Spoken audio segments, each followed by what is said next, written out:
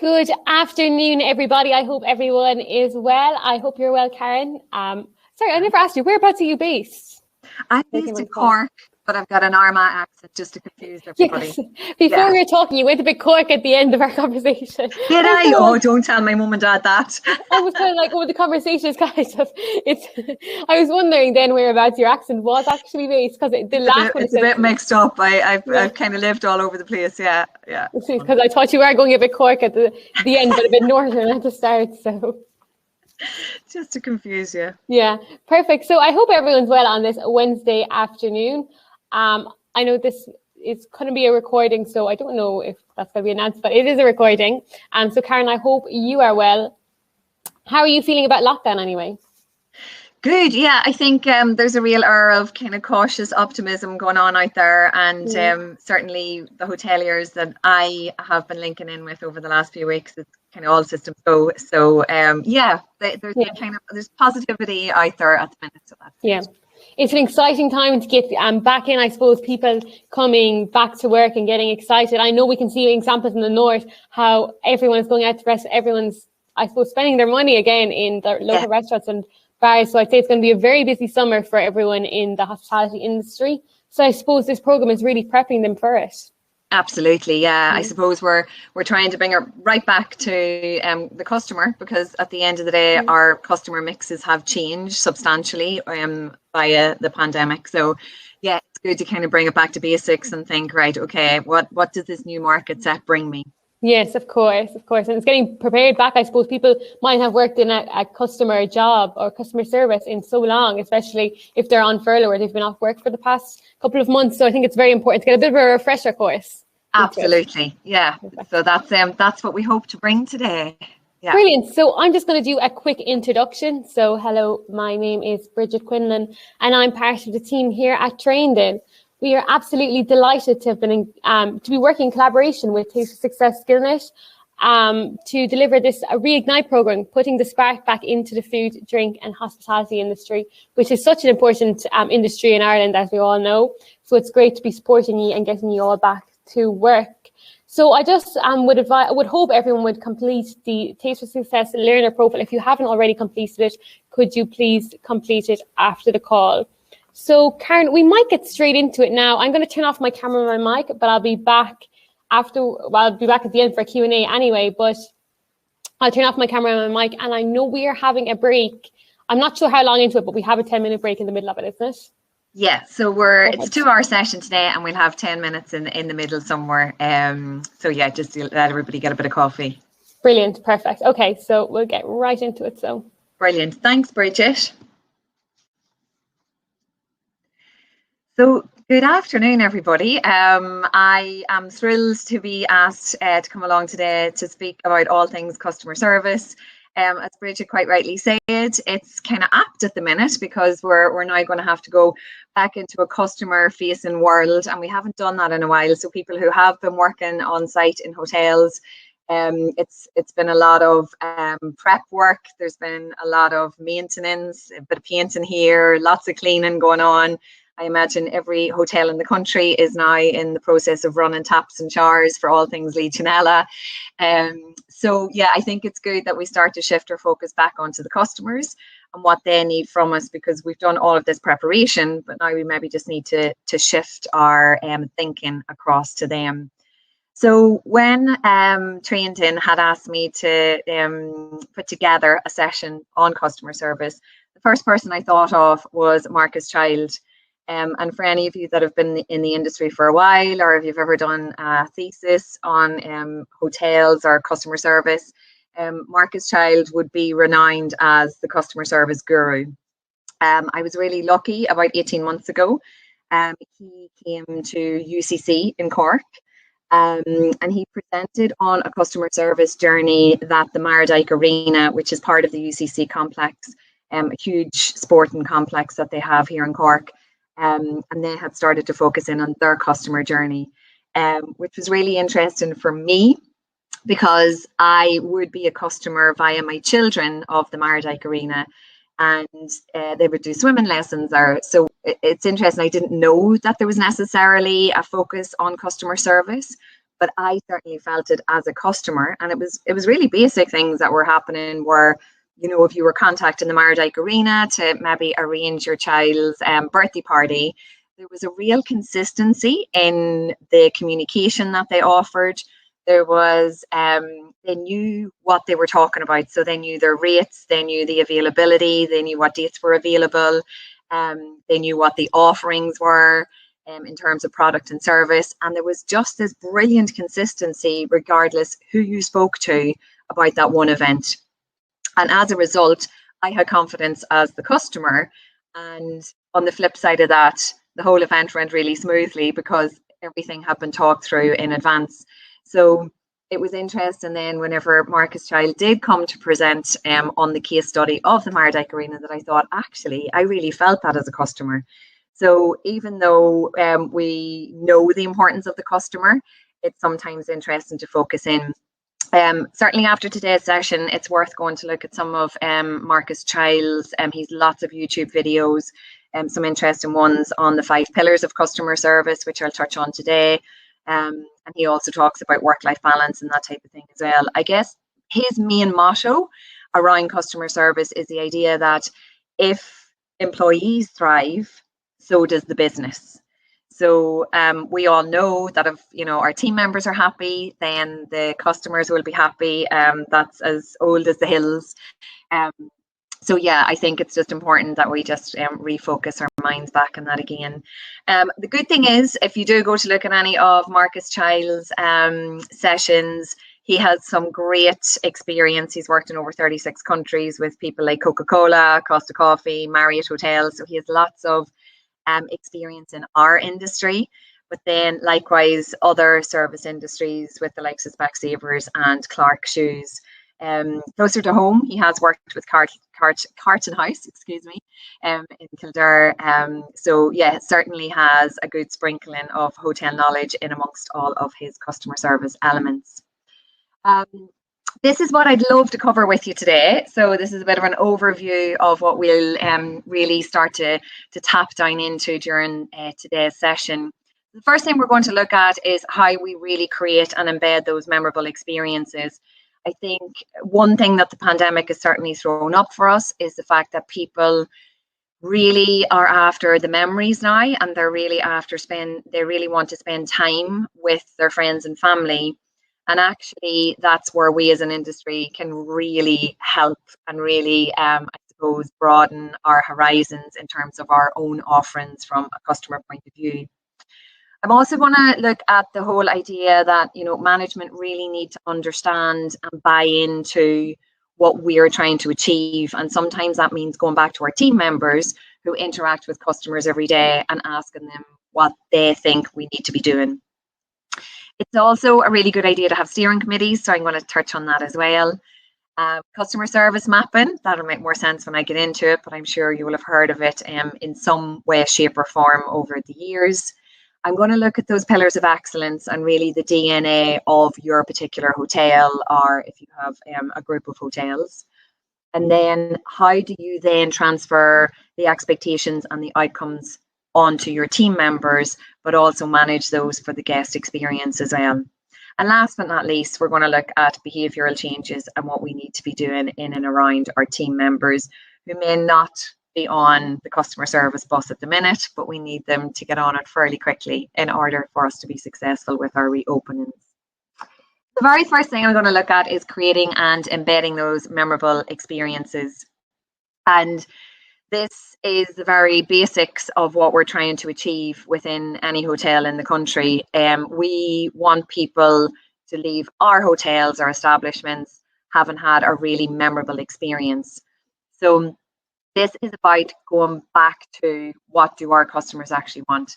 And it's worth saying at this point that some of us, our market mix will have changed dramatically. So we may have had more international travelers in our particular brand.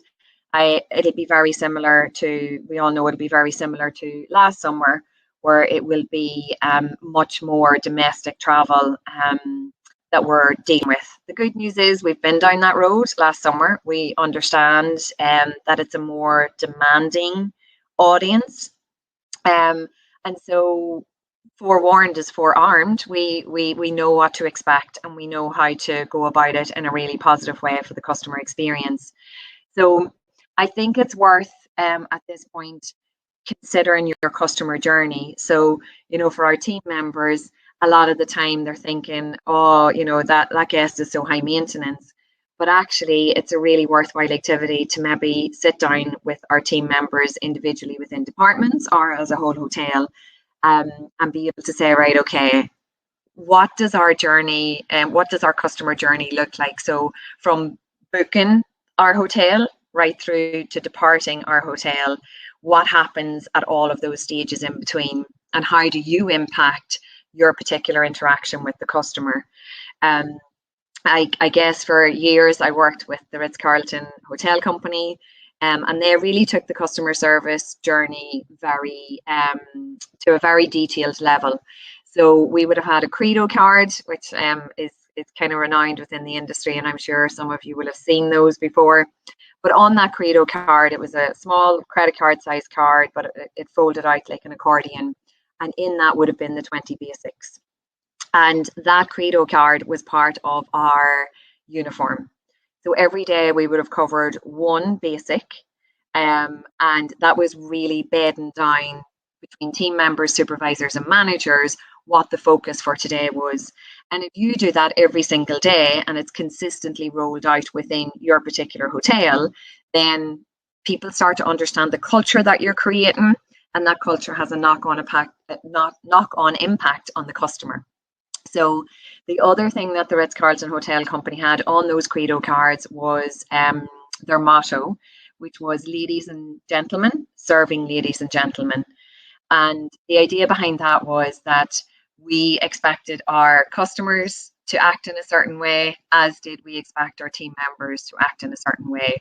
So there had to be a mutual respect, and it certainly wasn't tolerated if any customer was to like personally attack or start shouting at a team member if something hadn't gone well with their stay. So that was certainly understood that team members would always be supported in that type of customer interaction, and so therefore it led you down a road that had a very positive culture that also minded team members as well. But in terms of creating and embedding those memorable experiences, it's something that you first of all have to define for your own particular hotel. But over and above that, then it's how do you consistently reiterate that within your team in order that everybody is on the same page. It also allows you then on the kind of departure side of the guest from a social media standpoint, where you were then trying to eradicate the keyboard warriors. So I guess customers are renowned for if they haven't had a good experience within our hotels, they tend to not tell us at the time, but go home and tell the rest of the world about it via all of the different social media platforms.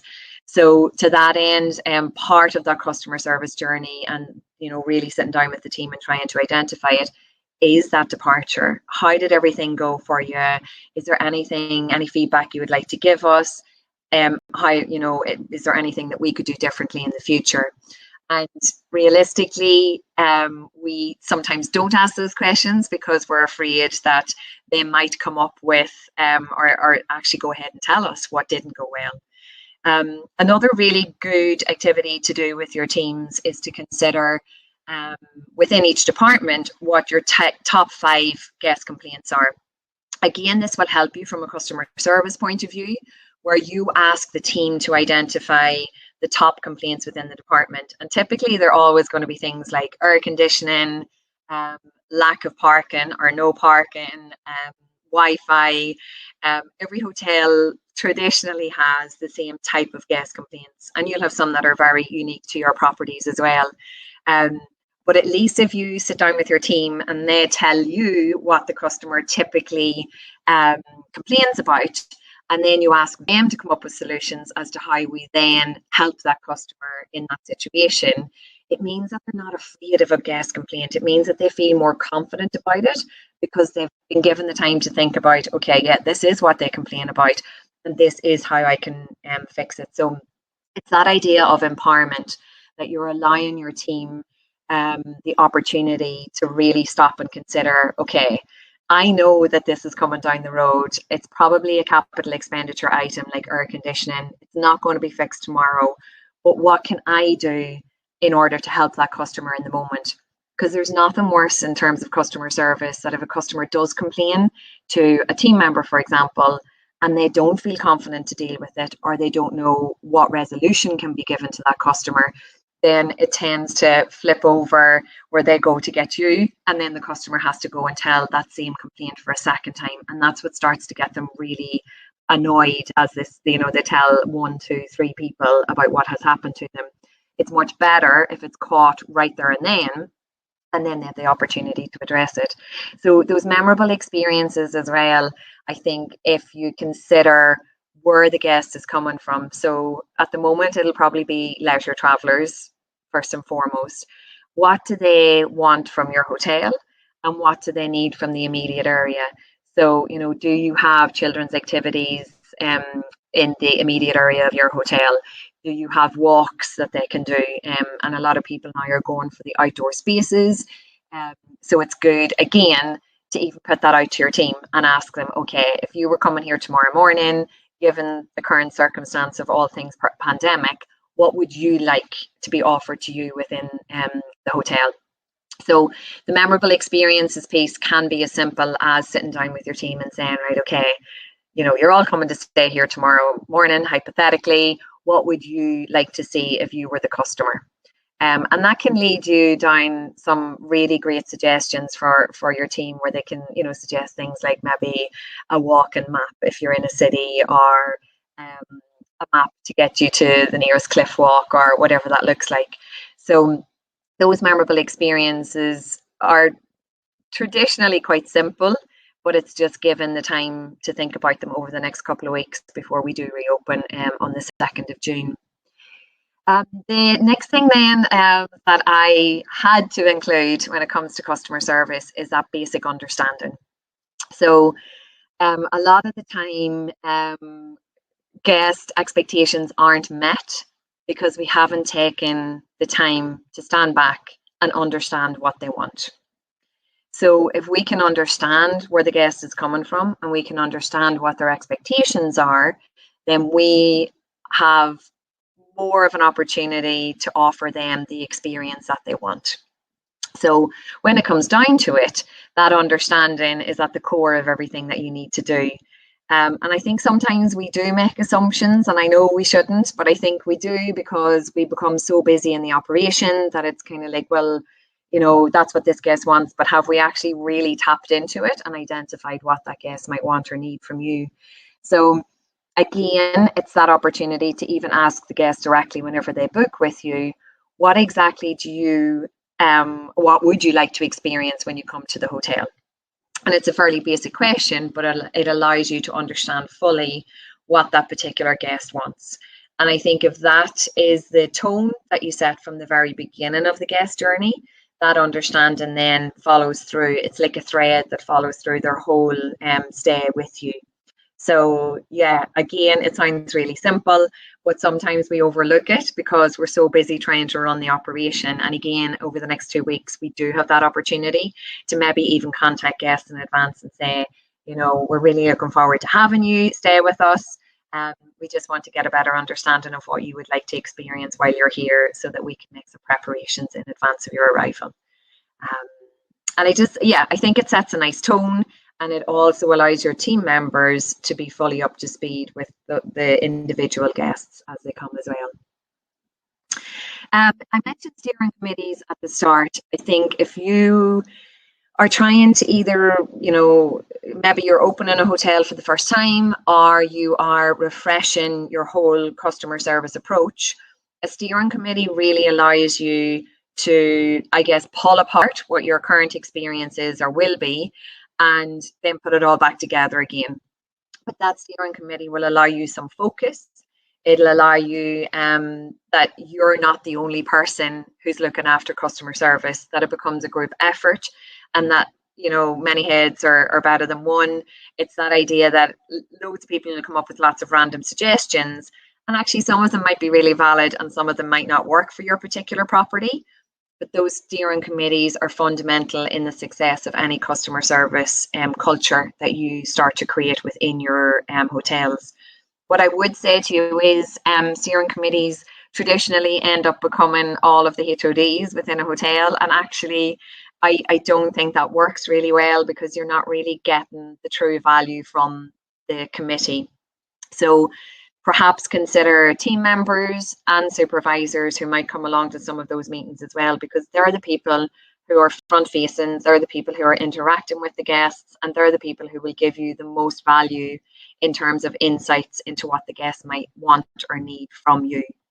And I think, you know, even if you get the culture up and running and you're delighted and customer service is at the core of all that you do and everybody understands the culture that you're trying to create, I think the steering committee should always be in place, and maybe it might not meet so regularly if it's all up and running, but it is something I think should always exist in order that there is always focus bringing us back to those guests and what they want. Customer service mapping. So most of you, I would imagine, do some sort of an activity like this. I know recently I was doing a training session with some general managers from the 4 different corners of Ireland. And the managing director at Trump Doonbeg over in County Clare had mentioned that they recently redid a customer service mapping experience. And that's very much based on the fact that they would have had international travellers previously, and now they're very much focused in on the domestic market, like all of us will be. So for them, it was important to sit down and identify how that journey looks compared to somebody who may be flying in internationally to stay at the hotel. And again, it's back to the very basics of how do you raise awareness of your hotel? How do you ensure that people know you exist? How do you ensure the right people understand your offering and the experience that you can give to them? And then it's the price and the value that you will then offer to that particular customer. And what are you going to do then in terms of fulfilling those expectations? So, you know, the price is probably going to seem expensive because anyone who is from or lives in Ireland, unless we get in a plane, we don't really see the value for money in it because we've just gotten in the car and gone to somewhere in Ireland on holidays. So there is this misconception with the Irish consumer that we are expensive, but actually we're no more expensive than most hotels in Europe. So it is that idea that, you know, you are paying this particular rate. So, you know, in terms of the mapping piece, it's that consideration around how are you going to give them value around that so that their expectations are definitely met. But obviously, we always want to exceed them as well. In terms of the actual purchase then, you know, it's good to look to see where the revenues are driven from. So is it mostly online bookings or people phoning the hotel? And I know last year we saw a bit of a shift in that where a lot of people were phoning the hotel because they had lots of questions around COVID-19 health and safety regulations and what the hotel was doing specific to those particular that particular piece of legislation. I think this year we're seeing a shift where it's going to more online bookings. But then are we getting any opportunity at that particular part of the customer service map to be able to interact with the customer and again identify what they need from us? So again, that's just something that I think would be fundamentally important, where we might reach out to the customer and see what they need from us. And the service piece, like I shared at the start, I think with the Mardyke Arena example that I gave you, the knowledge is going to be key here. So it's okay, you know, supervisors and managers knowing what the end result is going to be or what the aim of the game is, but actually have we successfully communicated that with our team members? So one of the clients that I'm working with at the minute, they were doing the Fáilte Ireland Cornell University course recently, and like that, they have completely recreated their vision, mission and values. It's been a phenomenal piece of work that they have done. They have really steered their hotel. They have a group of different hotels and restaurants. They've really started to steer it in a very different direction than it would have been pre-COVID. And I think if any of you are in the same situation and you have maybe put the same amount of work in, again, it's good to bring your team members up to speed, because I think whenever we're on a journey and we're so embedded in it and we understand what we're trying to do, and we've really kind of pulled it all apart to try and understand what we're trying to get to. And now we've got this lovely, wrapped up in a lovely box ready to go for opening on the 2nd of June. We don't take the chance or the opportunity at that point to inform our team members and get them excited about this new approach, then they're just coming back into the workplace with the same notions and ideas that they would have had about the hotel, the group of hotels, before they went off on maybe the pandemic unemployment payment. So I think that knowledge piece is huge, and it's going to be really, really important in order that the service the customer gets is what they expect. So yeah, anything, even just around social media or emails, anything along those lines where you can get the opportunity to interact with the guests before they come or when they leave, I think that's what will stand to you long term in terms of repeat custom. And certainly it's been interesting for me over the last few weeks when we've been allowed outside our 5K to meet people outside for a coffee. It's been interesting talking to people who aren't in any way related to hospitality, where they've been saying, yeah, you know what, I think I'd probably consider Ireland for a holiday more often now than I would have done before. I always felt before that unless I got on a plane, I hadn't been on holiday. So there is an opportunity for us in terms of that service part of the journey, customer journey, to really bed down repeat custom as well. So even though, yes, it is only domestic travel, I definitely think from the friends that I have spoken to over the last few weeks, that domestic travel market really is something for us to consider in terms of repeat custom as well.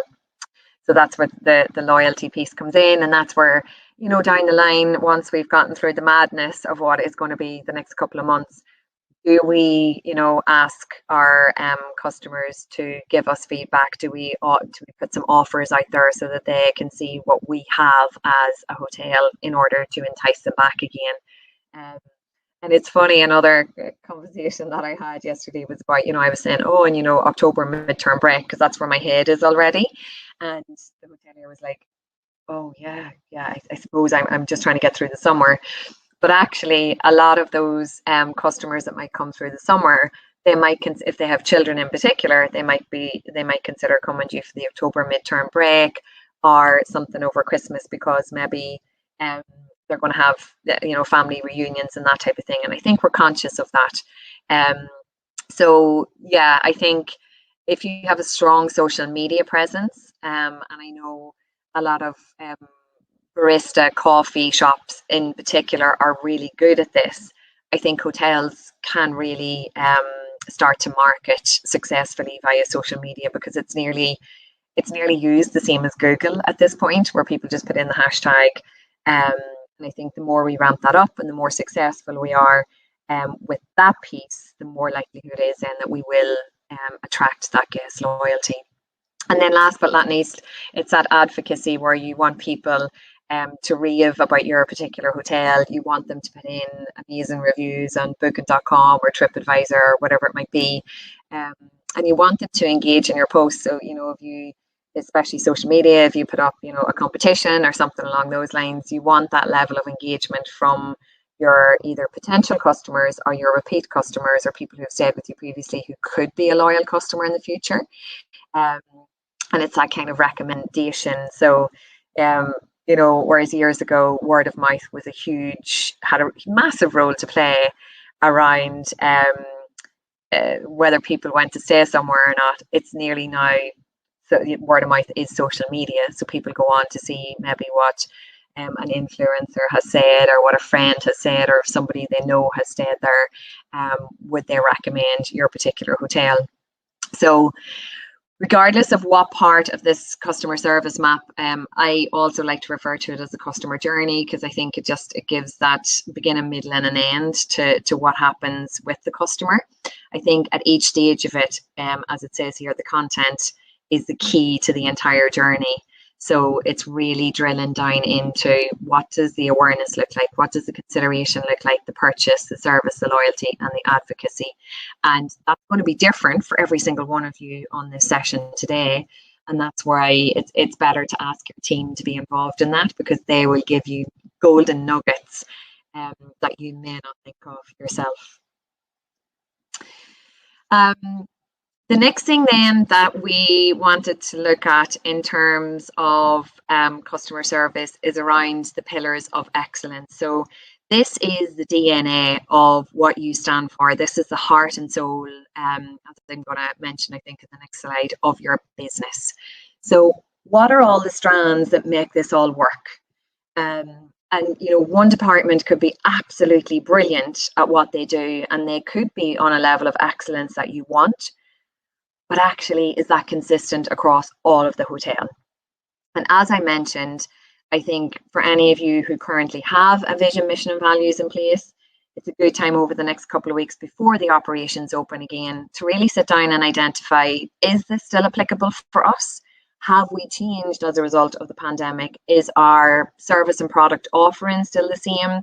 Is the culture that we're trying to create still the same? And that basic DNA and what you're trying to achieve from that vision, mission, and values will drive very successfully your recruitment process, because again, you know what type of talent you're trying to attract. And then even from a customer service point of view, there's certain things that can be taught, but then people's natural ability to be able to interact with customers, with each other, with team members, supervisors, managers, that's something that you could pick up really quickly at an interview. But then are we doing interviews over Zoom? So it kind of takes away that one-to-one conversation that you might be having. So I think at this point, it's really important to take that step back and start to think, right, okay, what am I trying to do here? And is it the same as what I was doing before? And I think once you've worked that out, it drives everything else. So everything down to performance reviews that you may have with your team, because that thread or that DNA that runs through your vision, mission, and values, that's what then becomes your culture. And that's what then allows you to all of the different pieces, whether it's succession planning, performance reviews, training, learning and development, all of those things that you're trying to do on a daily basis become a lot easier, because you're much more focused on what is important and what you're trying to achieve. And I know it's good to consider competitors and, go along to a competitor and have a cup of tea. And I think it's great that, in the pandemic, as opposed to when we came out of the recession, I think our industry is a lot more collaborative. And so it's good to see what the competitors are doing, but what are you doing that's different? And that's where you can define very clearly what your particular mission is. From a customer service point of view, expectations and outcome are what we are trying to manage. So each of us on this call today are looking to see, okay, what exactly is the customer expectation from us, and how can I ensure that that is the outcome? And again, it's about going back to the customer and being able to say, we're really looking forward to your stay on the 2nd of June. In advance of your arrival, do you have any plans in the Dublin area, in the Donegal area, in the Cork area, in the Galway area? And I think that allows you to nearly then manage the expectations of the customer, because you already have an insight as to what they want from your particular hotel. We can't manage all the variables. So, if the journey to the hotel hasn't gone well, that will impact obviously the customer and how they're feeling and their mood. If they are accidentally checked into a room that's already occupied. And I think we all know that some people can be totally grand with all of these experiences and it'll be water off a duck's back. And then you'll have the other people who get really annoyed about the simplest of things. And I think when we get into customer complaints in a wee while, it's that kind of nearly preparing your team members for the good, the bad, and the ugly. Because again, you'll have customers that are really sound and there won't be, any madness. They'll come, they'll go, they'll be delighted with their stay. And then it's the others that we may need to manage a wee bit more closely. And to my mind, training team members and supervisors to be confident in delivering those expectations and managing those outcomes will be fundamental in our reopening successes. You may be in a hotel where we've always done what we've always done. And sure, isn't it grand? Aren't we fine? And it's fair to say that most of the conversation over the last month certainly is that we have had to change very rapidly, but those changes are not going to slow down. So from a behavioural point of view, we need our team to understand that change is inevitable, that we will be taking on board opportunities as they're presented to us, and that we then need to motivate our team members around those particular changes and opportunities, and then allow them the capabilities to be able to run with any particular change that we decide to implement. I think it's really worthwhile at this point, if you are going into reopening, to actually bring your team together. And I know I've spoken about this a lot with clients over the last few weeks. It's that idea of a hybrid meeting for our customers that we've considered. I think we need to start considering that for our team members as well. So I know earlier I mentioned understanding, and that's where a lot of communication falls apart because people don't understand each other. So in order for that to work, and for everybody to understand what you're trying to achieve, whether your position is supervisor, manager, or general manager, if you are in a position where you're trying to bed down behavioural changes within your team, involve your team as much as possible. So I think offering hybrid meetings where, you might have a general employee meeting in the hotel.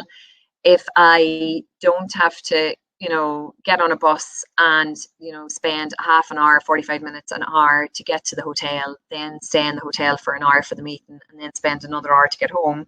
If you're going to give me 2 hours back and do it hybrid where I can join via Zoom, I'm more likely to come on that communication meeting and hear what you have to say.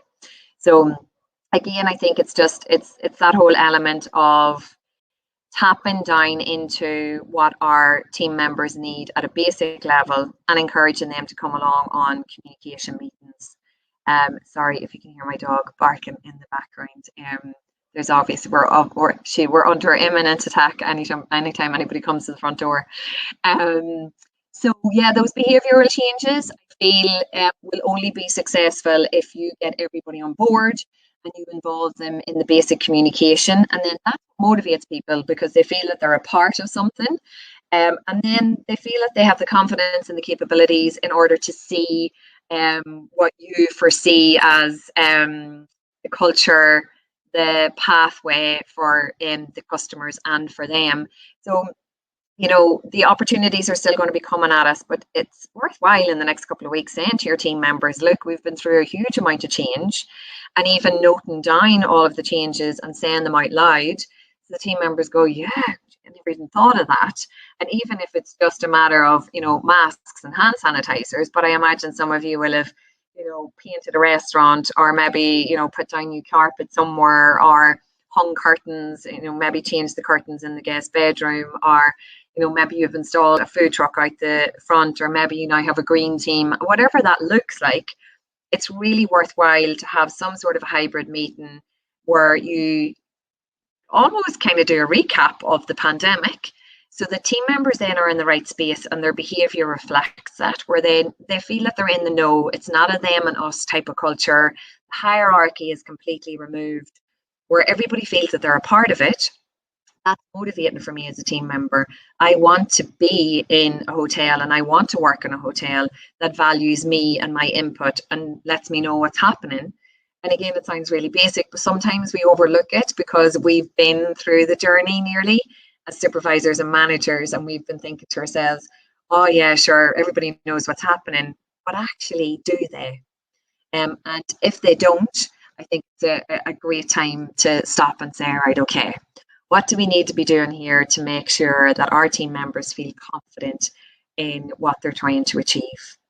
So we can only expect the right behaviour if we let people know what the changes are and how we expect them to react as a result of that. So some of the key learnings that I have identified around customer service, I think I'm going to tap into these individually, but it's really about your team. Like I said earlier, in terms of Marcus Child, it's that idea of, if your employees thrive, then so does the business and so does the customers coming in through the door. We're obviously in a business to make money. And so customer footfall is what we're after at the end of the day. But the only way we can really successfully ensure that customer service is at the level we want it to be at is by focusing in on the team members who are going to deliver that particular service. So I'm going to look in particular at coaching, measurement and accountability, that communication piece that I seem to be beating my drum on today, the emotional dimensions, and then the whole idea that we're in the midst of a recruitment drive at the minute, and what sort of characters do we want within our particular hotels that will match our culture and what we're trying to put out there to the customer. I've noted in here, children reflect parents, and so employees reflect leaders. So for any of you that are leaders on today's call, you'll certainly you'll, and those of you that might be parents, you'll certainly know that this is a really important one. It's the whole kind of see monkey do monkey thing. And then the last piece that I mentioned there was around heart and spirit. So before I get into these in any more detail, it is just 2:15. So I'm going to suggest we take a 10-minute break at this point, Bridget, if you're okay with that. And we'll come back at 2:25. Yeah, perfect. So, and if everyone just wants to get a coffee now, and I suppose collect their thoughts and maybe get a notebook and write down anything they want, and then we'll come back for the rest of the session. Sounds good. Thanks, Bridget. No problem.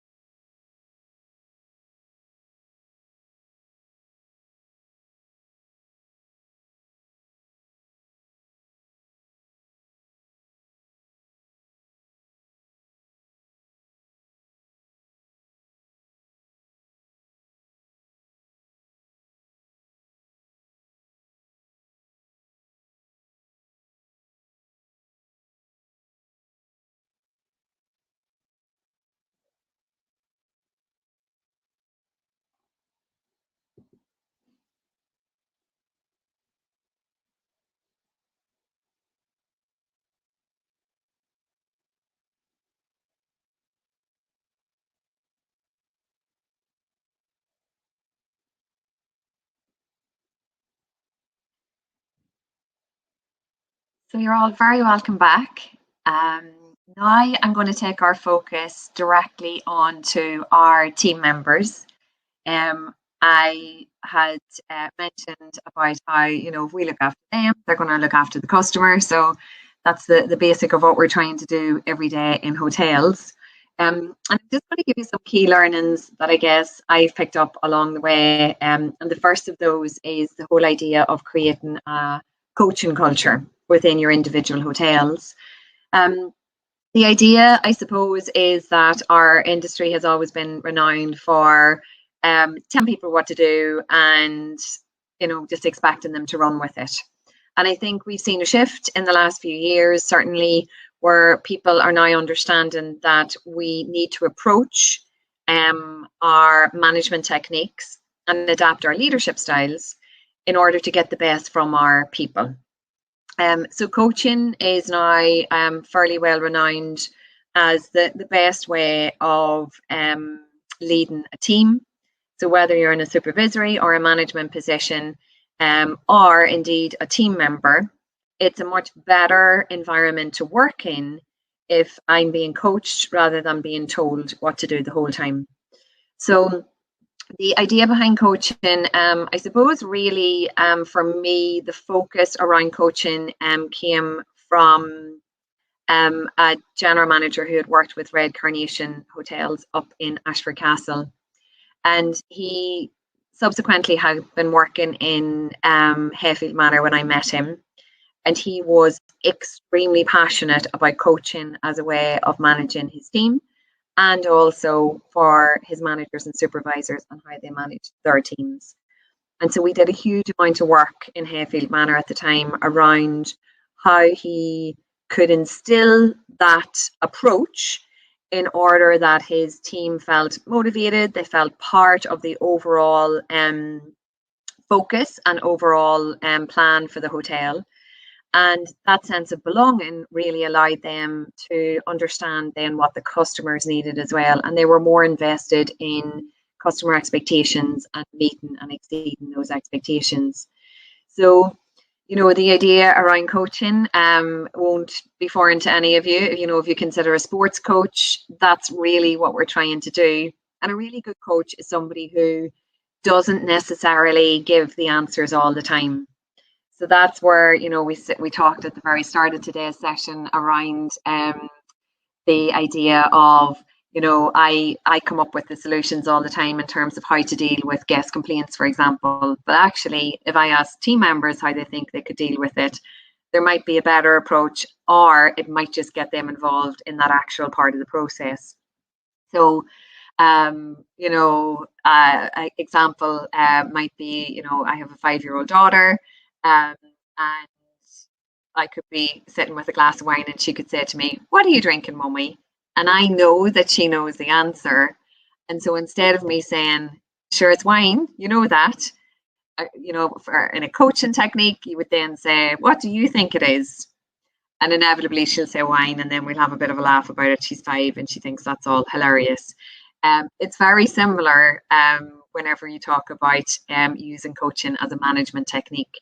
So it's the basic belief that that your team members, or if you're a manager, that your supervisors, that they have the answers within. So they have the answers themselves, and it just so happens that you need to be part of the process in order to get that answer from them. So a lot of the time, the solutions and the best solutions come from team members.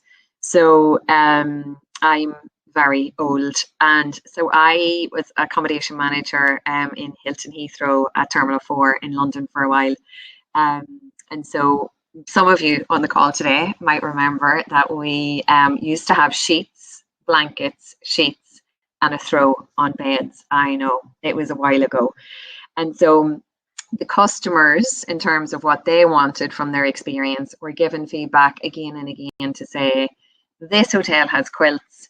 The old blanket and throws aren't being cleaned every time a guest leaves. Is it really hygienic?" Etc., etc. So a lot of the changes will be driven via the guest.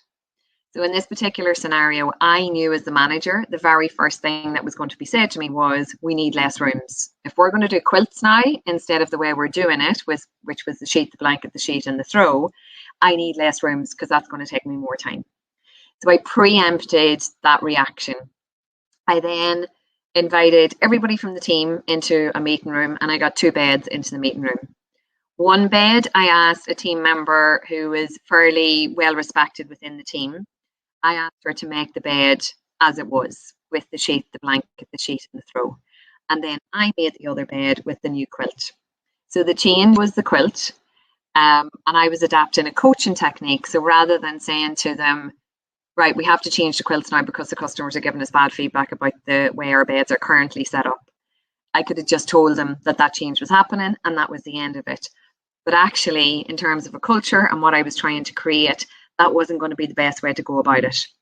So I knew by bringing them into the room, I would address the very first, I suppose, concern that they would have. It would be around the additional rooms. We both made the beds at the same time.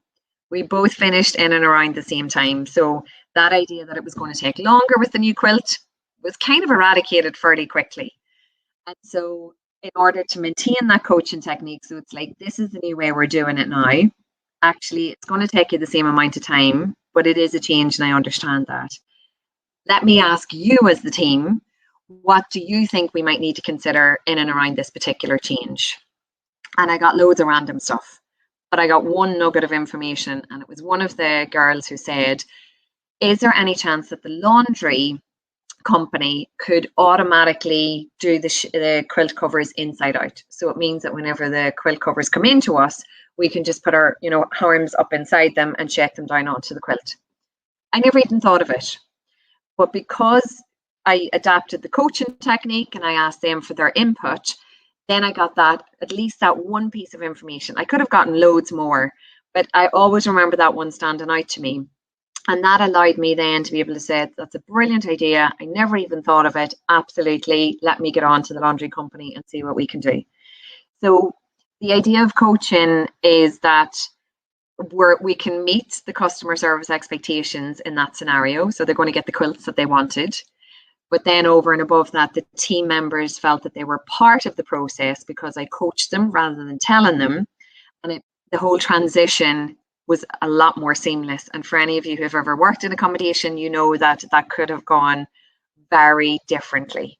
Let's leave it at that. But yeah, so the idea is that if you start to adapt that technique, you really need to instill it throughout the whole organization.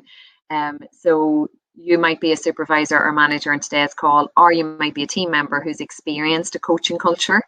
And the more you can highlight that as an easier way to move from one change to another, which we've already highlighted needs to be the case in order for us to remain relevant, that coaching culture is really what will nail it down for you. Because like I've said, I feel involved and I want to be a part of this particular change rather than fighting against it. The people who decide to fight against any changes, they will spend a huge amount of time and energy. And for anybody that's sitting on the fence on a particular change, they traditionally will bring those people on side. And so it means that there's an awful lot of people fighting the change, and actually your energy could be going into something else. So I guess it's the idea of helicopter management, where you're being more proactive and you're taking yourself out of the operation every so often and just thinking of the bigger picture and before you land back down into it again. And instead of spending all that time on reactions and how, after the event and how after you've introduced a new process or a procedure, it's that idea that if I coach them through this process, it might take a bit longer up front, but at the end, I'm not going to spend so much time trying to convince them of it, because actually the damage is done at that point, and I'm really starting to push an elephant up a hill. So it's much easier to put the effort in at the start and coach them and be more proactive. What gets measured gets done. So it's good to have some sort of customer satisfaction tracking tool. I know lots of hotels use lots of different methods to do that. I know a lot of hotels use Revenate in order to draw in all of the social media postings in and around your individual hotels. Some of you have mystery customers. If it's for conference and events, you might have test calls. It's just important, regardless of what method you choose, that you have some sort of measurement in place. Because otherwise, people might think they're doing a really good job, but actually that's not the case on the customer facing side when it comes down to it. So yes, sometimes it can be painful when you get feedback that isn't what you wanted to hear, but actually all feedback is good feedback as long as you get specific examples. So whatever measurement tool you decide to use within your business, ensure that the customer has the opportunity to give you details, because then you know what you need to change for the future. It also, I think sometimes we traditionally have taken on board the negative feedback, and we've maybe dwelled too much on that. And of course we have to take it on board, and of course we have to make, you know, relevant changes if a piece of feedback calls for it. But actually I think we could do a better job in celebrating the successes as well. So in terms of customer satisfaction, we all know that customers will go either one side or the other. So if I'm taking the time to give you feedback, I've either had a brilliant experience in your hotel or I've had an awful experience in your hotel. The middle ground people don't tend to take the time, because they went, they experienced, it was exactly what they wanted, and they left again. And so they don't particularly think, you know, that they need to be given any feedback because it was grand. It's exactly what they wanted. Whereas if I've had an amazing time, I'm going to take the opportunity to write the hotel a note to say thank you so much, I had the best time and this is the reason why, or I had an awful time and this is exactly what happened when I stayed at your hotel. So again, we know those things. So, you know, people who are on the call today that are in a management position, we know that. But I think it's a really good idea to tell your team members that as well, or for team members that are on the call, for you to know that it is one extreme or the other when it comes to customer satisfaction, and any measurement that we use, we are very conscious and aware of that. What I will say though is, in order for there to be an element of accountability and in order for the customer satisfaction rating to be what we want it to be in our individual hotels, then I do think we have to have some sort of a process in place or a procedure in place where we follow up on any customer service feedback measurement tool that we use. So let me think. An example, I had a lady years ago who, you know, conference and events, they would have used test calls, and I'm sure most hotels still do that. And she always got a really bad customer satisfaction score on those test calls. So at some point you have to kind of have the conversation to say, you know, you're excellent at your job, you're really good on the phone, what's going on with the percentages from your test call? And so what ultimately happened was the test call sheets had been drawn up in the UK, and it was a lady in Dublin that was getting the bad satisfaction scores. And actually it was purely down to language, where she didn't feel comfortable using the test call sheet criteria that she had been given, because it wouldn't be something that, it wouldn't be delivered in a way that she would naturally say it. So all we did in that, so, you know, she was accountable for it. She knew her test calls weren't great. And she knew that in terms of that measurement, that was always going to be part of her job, to find out how the customer satisfaction rating was. But actually at one point then we had to say, right, let's take this test call sheet and let's, you know, take that sentence that you have to ask the guest and make it personable to you. Make it so that you feel comfortable and confident, and therefore it'll come across much better on the call the next time that particular test call happens. And true enough, she was still saying the same thing, but she was saying it in a way that she felt comfortable and that it was still professional. So her test calls, like, I'll always remember it, they went through the roof. Like, her percentages were phenomenal the minute we made that really small change. So I suppose moral of the story is, it's great to have structure around accountability, and it's great to have a process in terms of how you use satisfaction scores and any feedback that you get from your guest. But actually the accountability piece may need to be individualized in order to get the most from the different people within your particular hotel. So, you know, if you're in a hotel restaurant and maybe menu pages is something that you tap into, or it could be TripAdvisor, what is it around that particular measurement that actually may need to be personalized to the people that are working within your department? So all feedback is good feedback, like I mentioned earlier, but just be mindful that it may need to be adapted to the individual. The other thing I mentioned was around recognition. So when people do get those brilliant pieces of feedback, it's knowing how they like to be celebrated. So some people love public displays of affection where, you know, they're up on a stage being presented with the certificate or maybe a bottle of wine to say, well done, amazing customer feedback, etc., etc. And then other people just want a pat on the back to say, fair play to you, that was an amazing piece of feedback. And that's where we need to get to know our team. And again, the coaching culture and technique will help with this, but it's identifying how people like to be recognized, because some people might be mortified getting up onto that stage, and actually that's just going to make them feel uncomfortable. So the recognition is falling flat for them. So yeah, I think even small things like a thank you card can work really well for some people. Whatever recognition you decide to do within your department, if you're a manager or a supervisor, or if you're a general manager within your hotel, just be mindful of what you do once, you need to do all the time.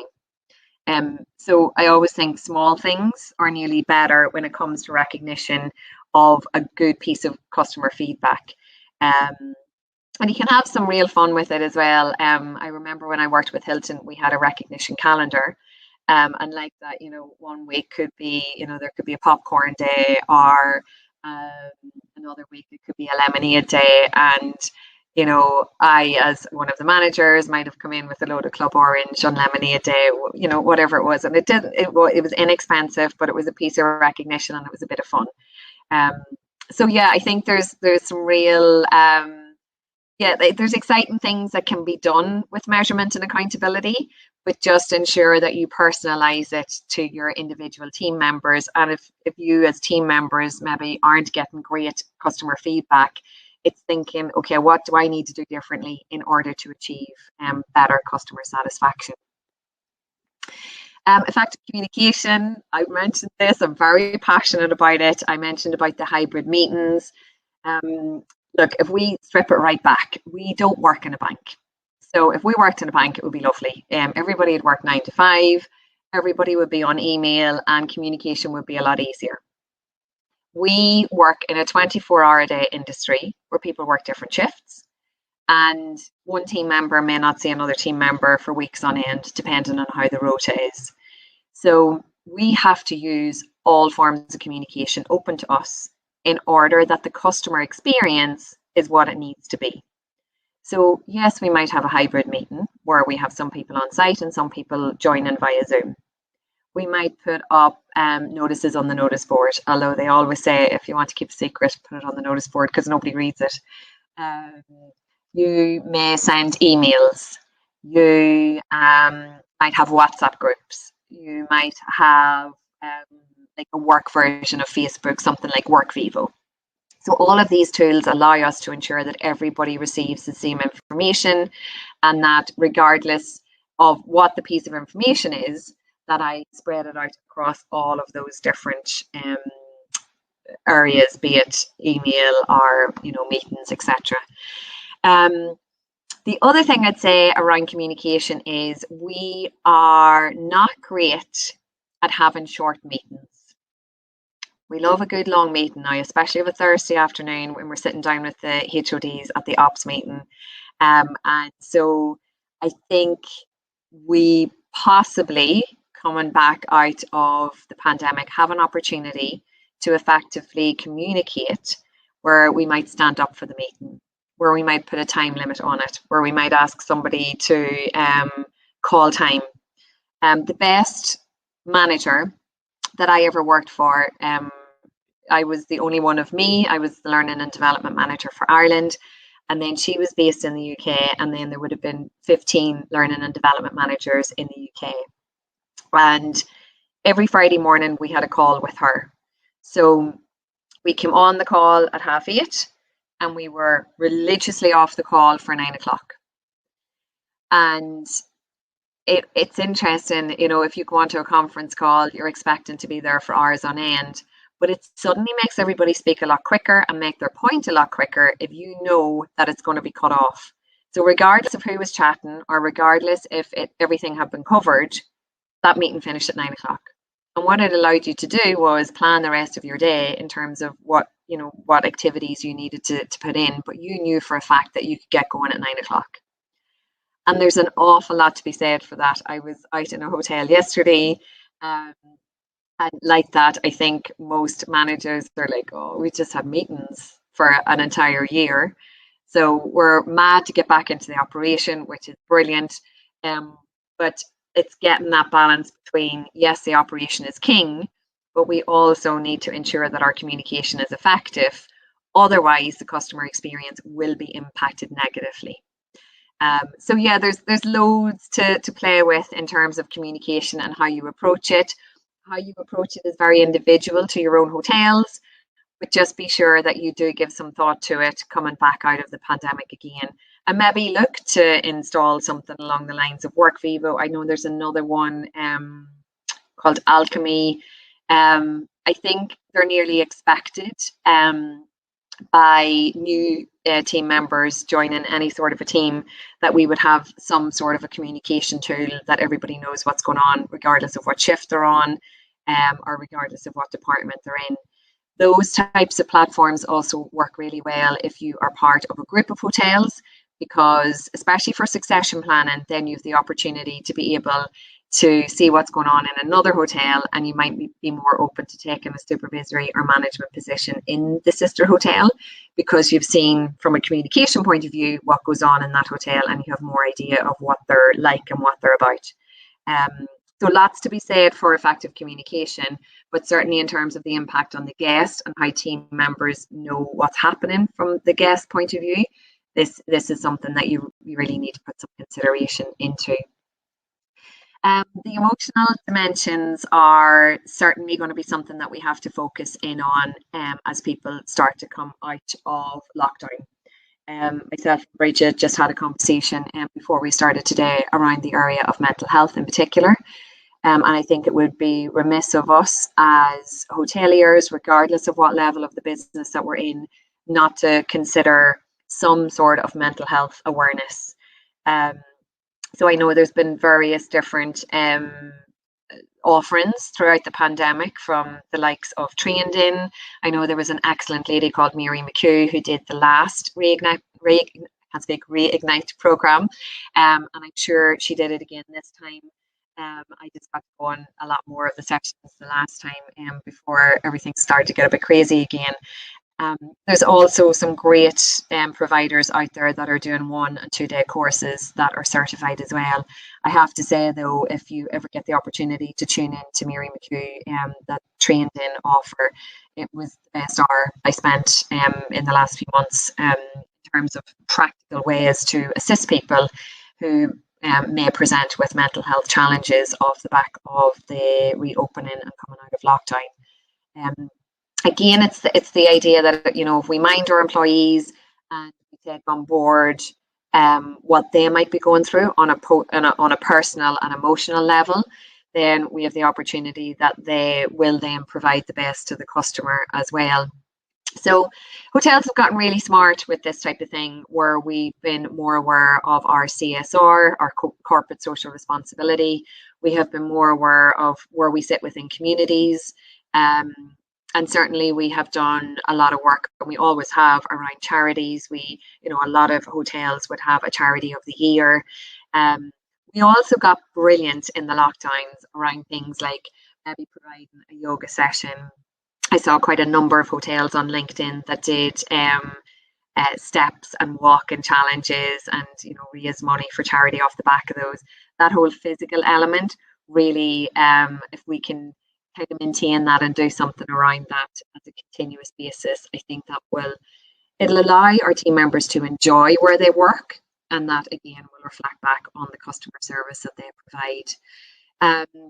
A lot of hotels are also getting really smart about providing things like management development programs, or any sort of learning and development, really. So tapping into people's need to, they may not want a promotion, but they still want to grow and develop within the company. So, it could be everything and anything from reading a book to, buying industry magazines like the Restaurant and Catering Rest Review, or the Irish Hospitality Institute magazine, whatever it looks like. It's that idea that you're constantly educating your team members around what's going on outside of the bubble of your hotel. So yeah, and I think as well, just to mention this really briefly, team members certainly that I have, I'm running a supervisory skills course at the minute, and one thing that comes up again and again is around sustainability. So again, for any of you on the call this morning that might be considering green teams, or you might be considering, or this afternoon, I should say, sorry, you might be considering green teams or some level of sustainability in and around, your particular hotel and how you run your business. I would highly recommend tuning into a gentleman called Connor Spacey. He's a chef based in Waterford, and he is fantastic around the whole area of sustainability, and he's involved at a UN level in a charter called the Chef's Manifesto. And so, yeah, I think that again is something that we can look at, where employees have that sense of, team members have that sense of belonging. And again, it'll reflect well back on the customer service that they provide. The culture piece, I don't need to dwell on too much because I've already mentioned it. But again, it's just one of my key learnings along the way, that if a really solid culture exists within your particular establishment, then the customer service is a lot more consistent and the customers enjoy coming to your particular hotel. So again, if I was to use the example of Hayfield Manor, there's a really solid customer service culture that exists within that hotel. And that's something that, it's not like they did one day's training and all of a sudden everybody was all on the same page. It is something that they consistently work at day in, day out. And the amount of repeat guests that they have, or the amount of people who want to go and stay in their hotel, is phenomenal. And that's a testament to the culture that they have created, that is really driven at the very heart of it around the customer and what the customer needs and wants. So, lots of hotels, you'll use Fidelio or HotSoft, whatever program you use front of house. It's a really, it's a lost opportunity if we're not using things like the guest notes on those particular, the word is completely escaping me, but if we're not using them on Fidelio and HotSoft, then we're missing something there, because if a guest stays and maybe the light bulb wasn't working in their room, and they come back a second time and that's the case again, then that's where they start to get annoyed with it. Whereas if we make that note in the guest notes, regardless of the system, there you go, the word came to me, the system that you use, then you definitely have the opportunity to say, oh, I see you stayed with us before, I need a challenge with the light bulbs, but do let me know if there's anything that I can help you with this time around. It's that basic recognition that we didn't meet your expectations the last time, but we're definitely here to meet them this time. So again, it's that idea that, the culture is something that you live and breathe. It is part of the everyday. And sometimes the operation does take over, and then we don't do the basic things like putting notes to guest files, and then that all gets lost in the wash somewhere. So it's about making it nearly mandatory that no matter what we do, it's about the guest. And sometimes if we are kind of feeling that we're running on a hamster wheel, how do we stop? How do we ask our team members, our supervisors, our managers, our general managers to stop and say, right, okay, what am I actually trying to do here? And I think to really focus, you come back to the customer, and then that will drive the rest of your culture. Again, culture is defined within the vision, mission, and values. It can seem like a really American idea. It is an American idea. It was created in a lot of the hotels over there, but it is fundamental in order that people know what's going on. It is a basic statement to let everybody know the approach that we are taking as a hotel. I mentioned earlier that team members reflect leaders, and I had said, see monkey, do monkey. If you are stressed out and you're, running around, shouting and roaring, and you're giving out the whole time, that creates that culture. So again, it's a bit like a parent with a child. So if you're always roaring and shouting at the child, then the child feels that stress, and that's how they start to act out themselves. Whereas if you have a really content child, it means that the parent must be quite chilled and relaxed, and is able to address situations without completely losing the head. The best leaders, and it's interesting, in the supervisory course that I run, I always ask, who do you think is a brilliant leader, and why do you think they're so inspirational? And a lot of the time, actually 100% of the time, the one thing that will always come out is they're calm under pressure. And that can be really difficult if you're a leader on the call today thinking, oh yeah, that's all fair and well, until the whole thing gets out of control, and then I'm the one that's left to deal with the customers and the fallout. But actually, if our team members see that we're doing the kind of swan technique where, on the outside or on the facade or above the water, I'm perfectly calm gliding along, my feet could be going 100 million miles an hour underneath, but actually on the surface, I have it under control. So then the team members have confidence in me that I know how to deal with this particular situation. And that naturally starts to flow within your particular department or hotel. So it's just something for you to be aware of, that your own actions can then drive the actions of your team members. And let's be honest, that's how they then interact with guests as well. So if you're stressed out, they're going to get stressed out, and the interactions that they have with the customer isn't going to be the type of service that you want to promote within your particular hotels. And then this is what it comes down to. At the end of the day, it's about the soul of your hotel. It's the heart, the spirit, the center of it all. All of us want to have good customer feedback. How are you going about that? What hasn't gone well in the past? Be honest with yourselves and really say, yeah, do you know what? We always get that as a guest complaint. We can't rectify it right now because maybe it's a capital expenditure item. And if it is CapEx, then what can we do to ensure that the guests maybe know about it in advance?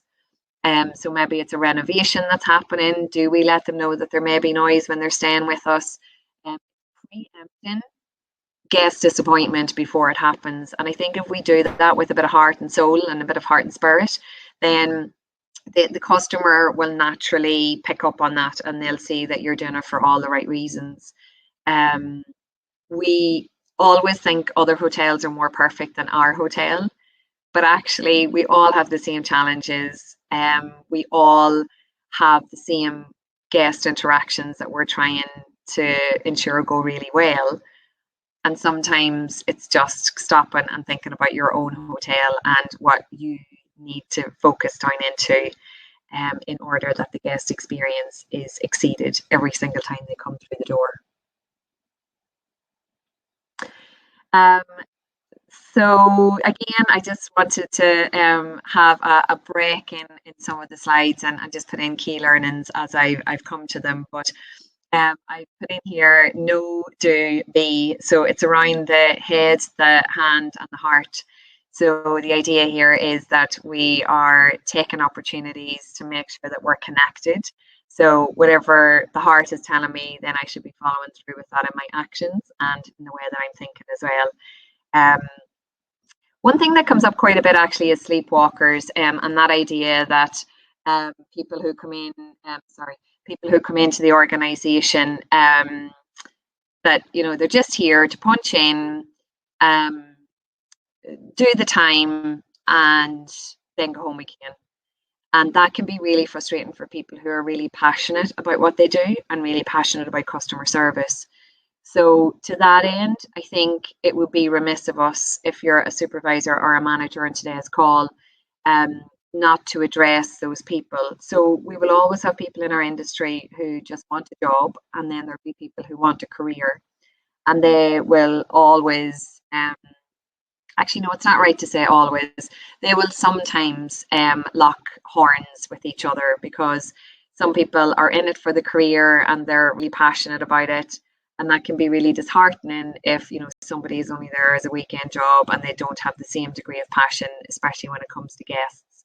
So whenever there are sleepwalkers in our organizations, I think it's important, yes, recognize that people just want a job and that's okay. But we do need you to work to a specific standard. And that's where our standard operating procedures are really important, because otherwise then we have no measurement against which to say if somebody is providing good customer service or not, if somebody is doing their job to the ability we expect them to or not. So just consider the impact that those particular people will be having on the business.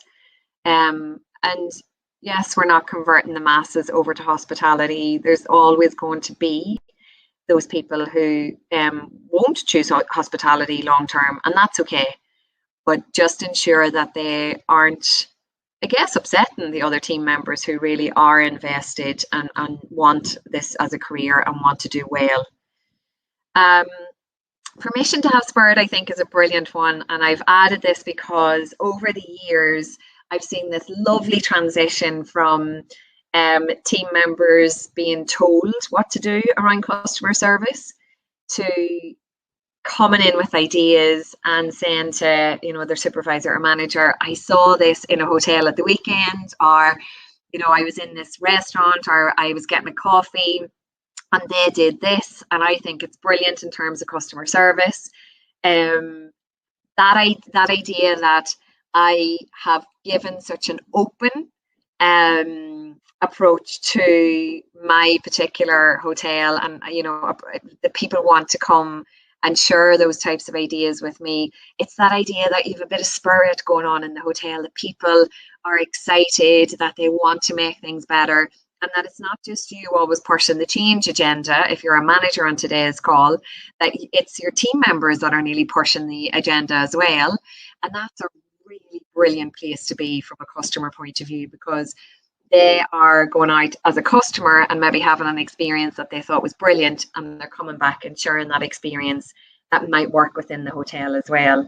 And like, if I think about that permission to have spirit, I'm really lucky in the role that I have at the minute that I can go into hotels and share some experiences that I've had.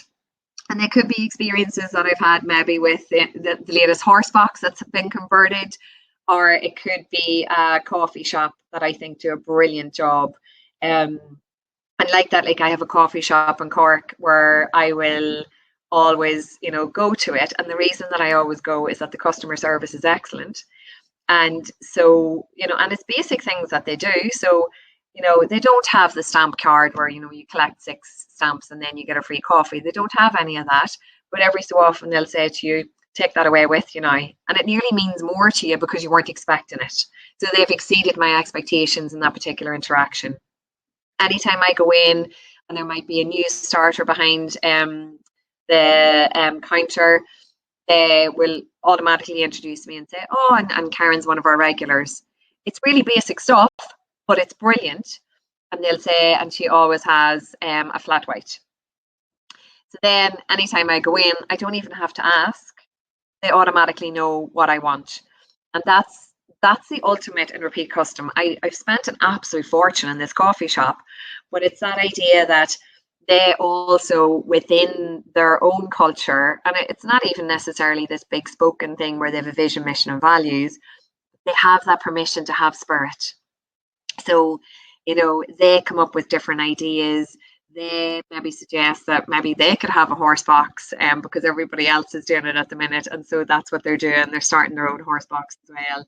And they got sweatshirts printed during the pandemic.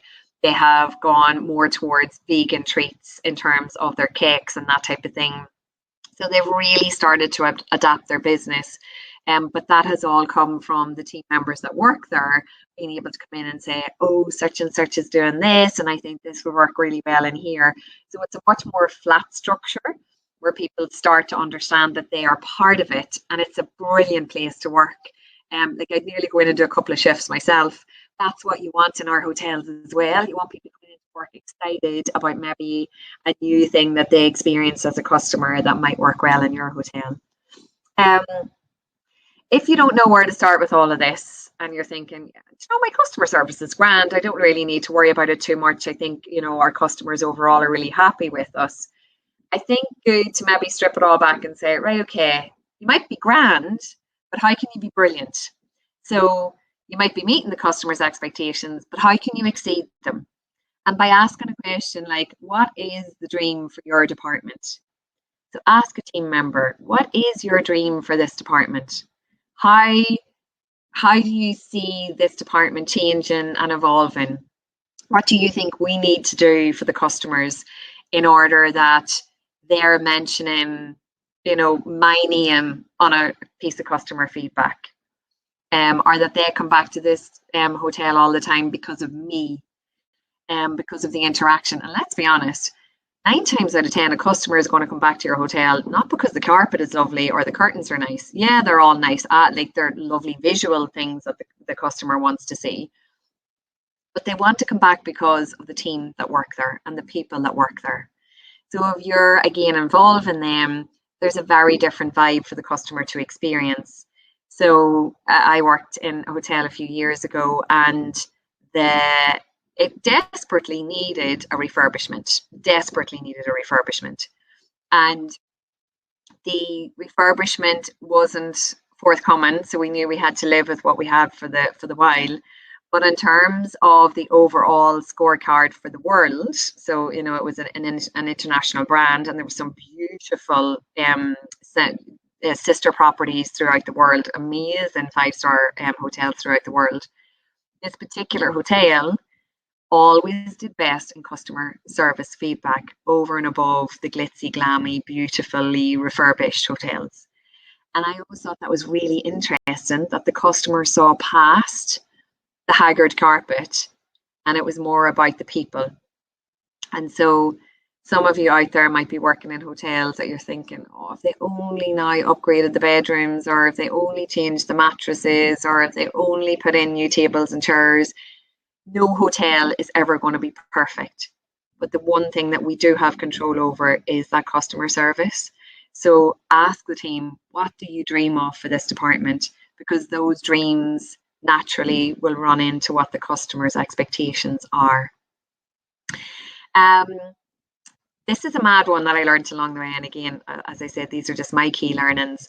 But toxic employees are 5-to-1 over positive employees, which I think is frightening. So we definitely have a job to do, certainly from a customer service point of view, to ensure that our team members, if there are any toxic team members like the sleepwalkers, that we're addressing it. That we're not just leaving it off, knowing that it's bubbling away under the surface, but we're not doing anything about it. Sometimes we don't address it because we don't want to start a whole thing. Sometimes we're afraid of the repercussions. And sometimes we're just not good at feedback. Sometimes we're just not good at having those confrontational conversations. And if that's the case for anyone on today's session, I really recommend that you sit in with somebody who's really good at feedback and just observe how they do it and ask to be part of that process. Because if you don't have the ability to address toxic employees, that's only going to get worse. And I think it's quite frightening to think that it's 5-to-1 over positive employees. So certainly as an industry, we have a bit of work to do around that, and ignoring it won't make it go away. I've mentioned already about having a strategy. I'd love to think that even if you don't have a strategy, that over the next couple of weeks, you take the opportunity to put together that strategy, because that will drive your behaviours within your teams, and that will drive obviously your customer service as a result. Before the operation really kicks off again for the summer, I think putting those strategies in place will allow the type of action and the type of customer feedback that you want in the long term. And then last but not least, I suppose one thing I've learned along the way is that idea of being a pioneer, doing something different. What is your legacy? it's that idea of, hoteliers aren't performing open heart surgery. So the possibility of killing somebody is fairly slim, thankfully. Um, and we've so many tools in place from a health and safety point of view, because obviously, we all have insurance to consider, and there's a lot of different elements that go on behind the scenes. But overall, we have the ability to take risks. And sometimes we don't do it because we're comfortable with the way things are. And sometimes we don't do it because we are afraid of failure. And I just think it's better to have tried and failed than not to try at all. So we've been brilliant in the lockdowns. We've done some really innovative stuff. Like to the hotels that did the Mother's Day offerings, or you did like picnics in the park, or you did whatever your hotel name at home. There's been some really brilliant stuff. I mean, cocktails at home, etc., etc. You've all, I've seen some amazing stuff on social media and how you've maintained a connection with your guest. I think that will stand to you as you come back out of the lockdown, and as we prepare to reopen, those interactions will definitely stand to you. But it's that idea that you always want to be doing something a bit different. And it's that pioneering spirit that I think will drive forward the culture in your various hotels and departments as well. So even if your hotel isn't quite ready for something a bit different, what small thing, what one change can you make in order to then ensure that your team are excited and they want to be part of what you're trying to achieve? And then, as I said, it's going to impact the customer, which is in a good way, which is obviously most important. The last thing that I wanted to cover today, because I think, it's great to talk about customer service, and I hope I've shared some insights for you around customer service and the cultures that you create. I think it's also important to address customer complaints, because if we're good at that, we can stop or inhibit the keyboard warriors. And I think that's something that we all agree on today's call that we'd love to reduce in some way, shape, or form. So to that end, I have just included some tips around complaint handling, because I think if we can start to implement some of these, then we have a bit of a service recovery from a customer standpoint as well, which can only be helpful. So we all know that a complaint is when somebody isn't happy. It's obviously their experience or the service that they experienced has not been to the level that they wanted it to be at. So it's not what they expected, and they're not happy about it. We know that. That's the basics of why or what a complaint is. But in terms of why they complain, they sometimes want to help us. We think sometimes that they're just angry and they want to take all of their problems out on us. But actually, sometimes they want to help us improve the service as well. So the reason I say that is because I work in the industry, I literally can count one time that I complained or that it was perceived as a complaint. And I think, again, from a customer service point of view, it's important to promote emotional intelligence within our team so that our team members, our supervisors, our managers understand that actually, if we're tuned in enough, we can decipher if somebody's given us feedback and doesn't expect anything, or if it is a complaint that we need to take action on. So in this particular example, the restaurant will remain unnamed because it wouldn't be right. But it was absolutely brutal from start to finish. And we had friends over from Scotland. And like that, they're fairly chilled out and relaxed, as are we. So we kind of just went along with it. But every single element of the dinner was awful. So it started at 7:30. This will tell you now how bad it was. And it was still going at 11 o'clock. So it took ages for each of the courses to come out. The starter, I always remember, was burnt, so it had to go back. The main course took an hour and a half to come out, so there was clearly something amiss in the kitchen. And like I said, because I'm in the industry, I felt like there was something wrong within the operation that particular night, and so it certainly wasn't a complaint on my behalf. And so when we were leaving, I said to the lady, do you mind if I give you some feedback? Like, I don't want anything, and this isn't a complaint, but can I just give you some feedback as to what my experience was so that it doesn't happen to another customer?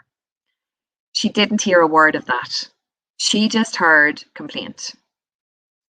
And so the reason that I've put in here to improve the service as my third point, I genuinely was trying to improve the service.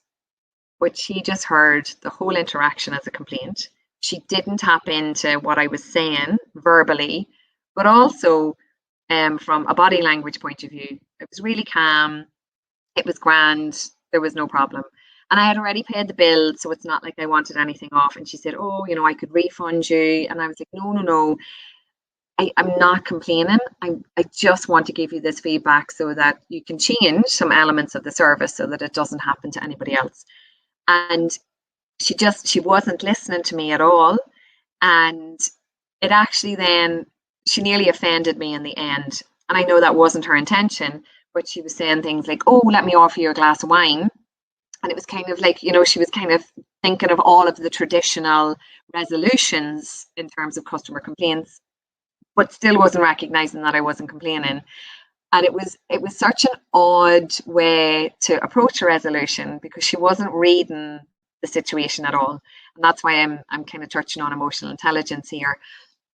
Realistically, the three people I was with were already at the door, walking out with their coats on. The glass of wine wasn't going to do much for me because I had been there for hours on end. I had the coat on, I was going home. And even if I was complaining, that probably would have annoyed me even more. So just to say that I think it's important that our team members, supervisors, managers, regardless of what level you're at in the organization, it is important to really tap into what the guest is saying. So if you're going to provide good customer service, know when they're giving you feedback to help, or know when they're complaining that you need to help. And the other point that I've just made there as well is it's also on a lot of the time it's about them being annoyed at their expectations not being met. So it's quite interesting to then stop and look at who does complain. So, you know, customer service doesn't go well. 9 to 37% who have a complaint actually complain. That's a bit insane. That they leave your hotel and they then have the opportunity to tell everybody and their wife about the bad experience they had in your hotel. Now, to this day, if I'm amongst friends, I will share that restaurant story. And I will name the name of the restaurant amongst friends. And so if they ever go to book it, it'll always be in their head, oh, I remember Karen was there and she had this really mad experience. And then they might think twice about booking it.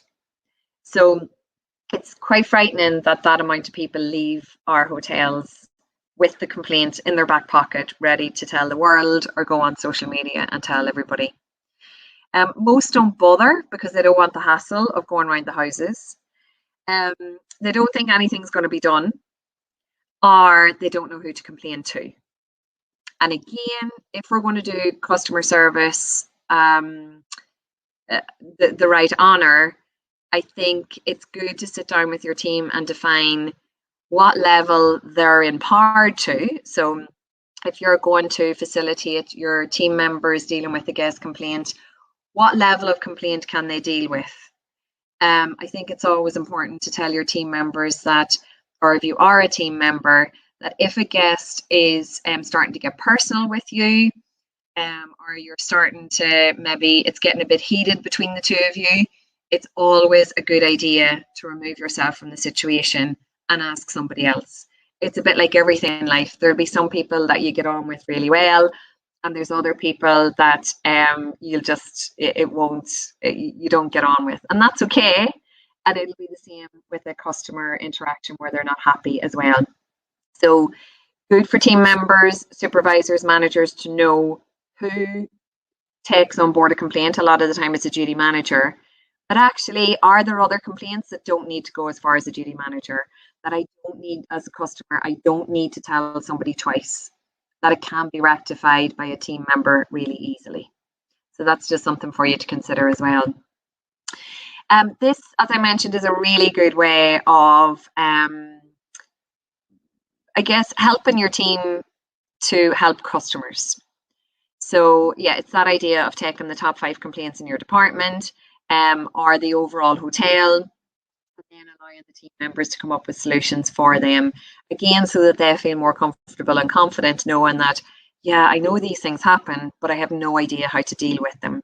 So yeah, I think it's just a really easy activity to do, and it might inspire team members to become part of the customer service offering as well. The customer is not always right, but the customer is still the customer, and solving the complaint is more important than who's right.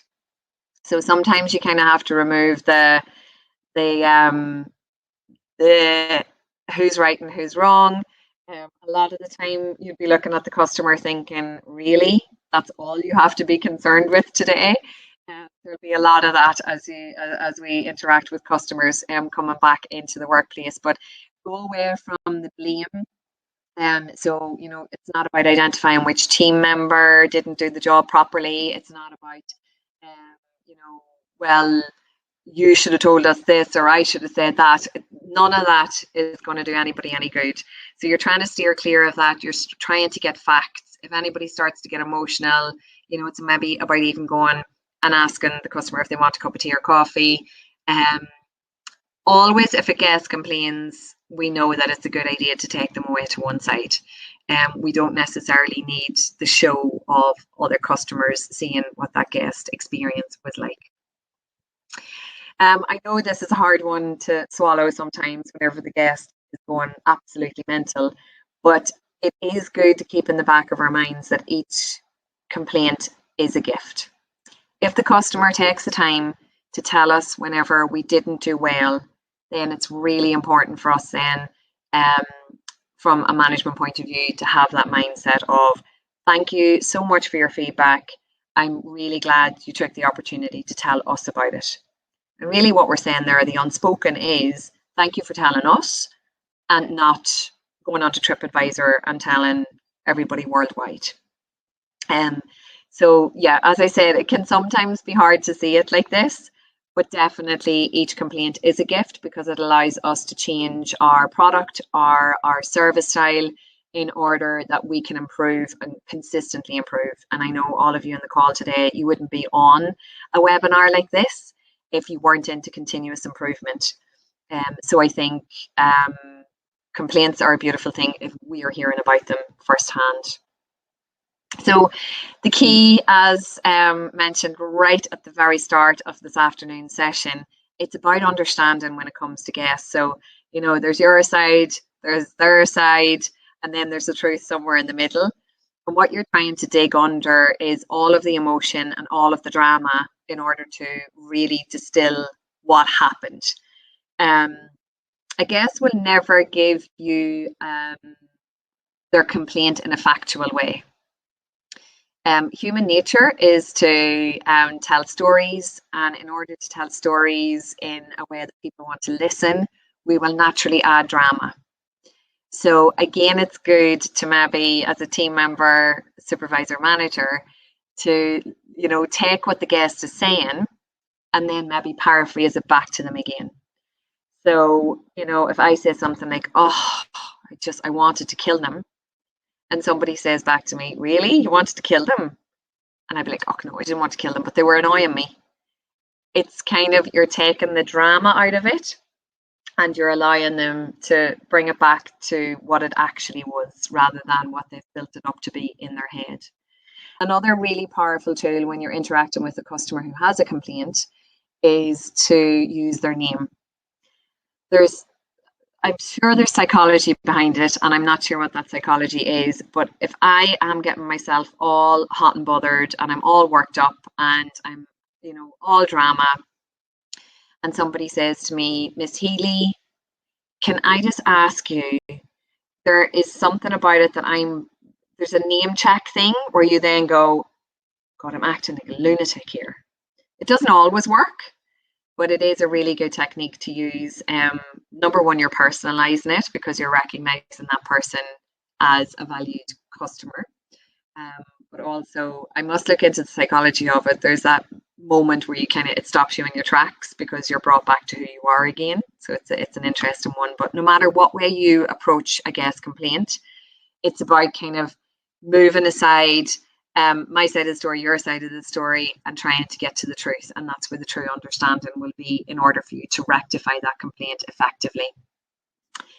In terms of handling a guest complaint, customers will get really annoyed if you keep talking. So I don't mind what level of the organization that you're in, but if you're dealing with a guest complaint and you don't zip it, the guest is going to get really annoyed because they're not getting the opportunity to say what they want to say. So if the only thing you do in a guest complaint is to be quiet, you're winning, because the customer wants you to hear what they have to say.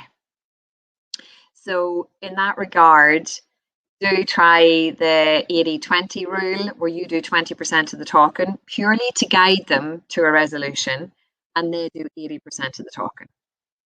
And so a couple of kind of useful ways of going about that, in order to kind of listen some more, it's your body language. So simple things like nodding your head, maintaining eye contact, all of that allows the guest to see that you're interested in them and what they have to say at that particular moment in time. The other thing that I would recommend is don't assume you know what they mean, and don't assume that you know how to fix it. A lot of the time the customers think you have a magic wand and that you're just going to go ta-da, and that's going to be lovely, and you're going to fix it all, and I'm going to be delighted then. You're going to take 50% off my bill and it's all going to be lovely. I think you get much better reaction from the customer if you put it back onto them. So to be able to say, okay, I think I'm understanding what you're saying to me. Can I ask you, what can we do for you? How can we resolve this in order that you would feel happy? And it's an interesting thing. Customers aren't expecting you to ask them that question. So a lot of the time they're taken aback and they're thinking, what do I actually want here? Because I'm on this rant, but I have no idea what I want off the back of the rant. And so sometimes I ask the question, it takes a bit of steam out of the conversation because they have to stop and actually think, what do I want? And the reaction or the answer will go one way or the other. You'll get one guest who'll say, well, I want you to comp my room. And then you'll have to get into negotiations around that, depending on your hotel and how you want to resolve that particular statement. Or you'll get another guest who'll say, do you know, I actually don't want anything. I just wanted you to hear what I had to say. So I guess it's that idea of listening effectively, and it's listening to understand rather than assuming you know how to fix it. And a lot of times you have a fair idea as to how you want to fix it, but I think it's much more beneficial to both you and the customer to ask them how they want it to be resolved, and then that way you know that everybody's happy walking away from that conversation. Top tip I'd give you, and this was something that an operations manager that I worked with years ago did, and a lot of you might do this already if you're dealing with a guest complaint, but I think it's brilliantly effective. Take notes. You could be writing the shopping list for next week. It doesn't matter. But if I am taking notes, so if I go along to a customer complaint and they start to tell me what's gone wrong, and I say to them, sorry, do you mind if I take a few notes just so that I can ensure what has happened to you doesn't happen to anybody else? There's a lot of things there's a lot of things happen there. As the customer, I'm thinking, well, he or she is taking me seriously because they're going to write down some notes. And also, it allows me as a customer to see that you're listening to me. So if you're hearing what I'm saying and then you're writing down what you've heard, it's going in twice. And so again, that has a really powerful impact on the customer because they feel that you're taking the time to actually tune into them. Don't try to fast forward to the end result. The resolution will come, but if you go too quick and fast at it, the customer isn't going to feel the love. They are going to be thinking to themselves, he or she just wants me out of here, so I'm going to make their life a bit harder. Again, like I mentioned earlier, be proactive about this rather than reactive. So rather than listening, trying to fix it, it's that listening, giving it the time, and then asking them how they would like it to be resolved. It just means that the guest feels that they've been properly heard, as opposed to you just trying to fix it and get them away. Okay. And again, this all is fairly obvious stuff, but I think because we haven't been in front of customers for so long, it'll be good just to refresh how we approach that type of situation. I share this because I think, especially if you're a team member or a supervisor and you haven't dealt with too many guest complaints previously, it can be really hard to take whenever they start getting personal.